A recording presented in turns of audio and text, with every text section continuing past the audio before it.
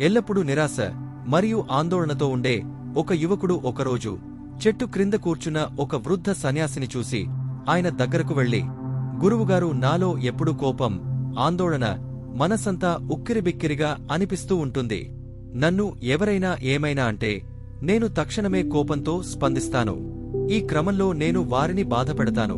తర్వాత అలా స్పందించినందుకు నేను కూడా బాధపడతాను. నేను ఈ సమస్య నుండి ఎలా బయటపడాలి అని అడిగాడు.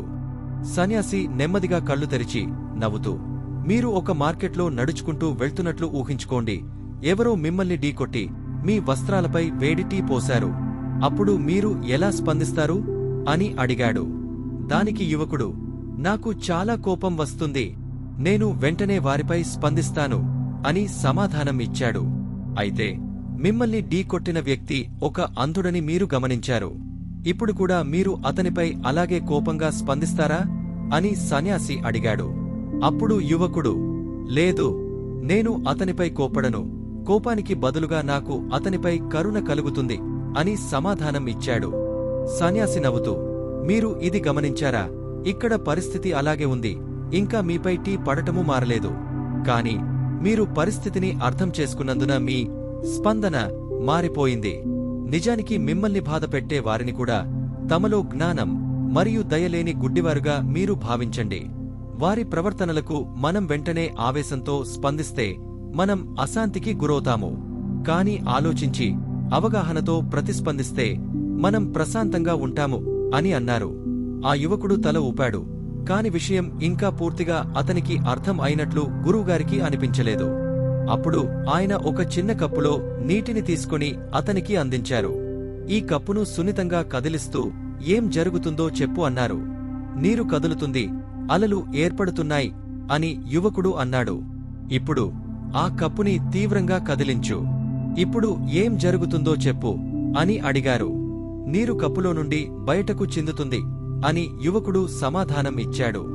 నీ మనసు ఈ నీటి కప్పులాంటిదని గుర్తుంచుకో. నువ్వు ప్రశాంతంగా ఉన్నప్పుడు ఎలాంటి ఆటంకాలు కూడా నీకు హాని చేయలేవు.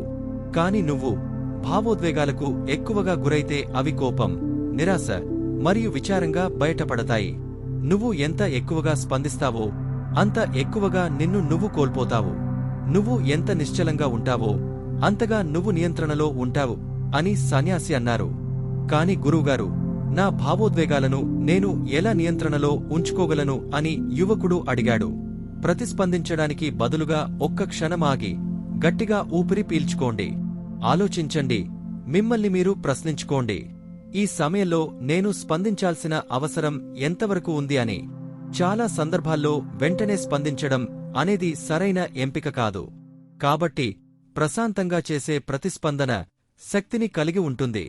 తొందరపాటుతో చేసే ప్రతిచర్య విచారాన్ని కలిగిస్తుంది అని సన్యాసి తెలిపారు. గురువుగారు, ఇప్పుడు నాకు పూర్తిగా అర్థమైంది. నేను నా చుట్టూ ఉన్న ప్రపంచాన్ని కాదు, నన్ను నేను, అంటే నా ప్రతిస్పందనను నియంత్రణలో ఉంచుకోవాలి అని యువకుడు అన్నాడు. సన్యాసి నవ్వుతూ, సరిగ్గా చెప్పావు. మీరు స్పందించడం మానేసినప్పుడే జీవించడం ప్రారంభిస్తారు, మరియు మీరు అవగాహనతో జీవించడం ప్రారంభించినప్పుడే మీ శాంతికి ఎవరూ భంగం కలిగించలేరు అని అన్నారు. తన మనసు మునుపెన్నడూ లేనంత ప్రశాంతంగా ఉందని చెప్పి ఆ యువకుడు కృతజ్ఞతతో సన్యాసికి నమస్కరించి అక్కడి నుండి వెళ్లిపోయాడు. ఈ వీడియోలో తెలిపిన అంశాలు ఉపయోగకరంగా ఉన్నాయని మీరు భావిస్తే ఈ జ్ఞాన మార్గంలో మాతో కలిసి నడవడానికి లైక్, షేర్ మరియు సబ్స్క్రైబ్ చేసుకోండి. వీక్షించినందుకు ధన్యవాదాలు.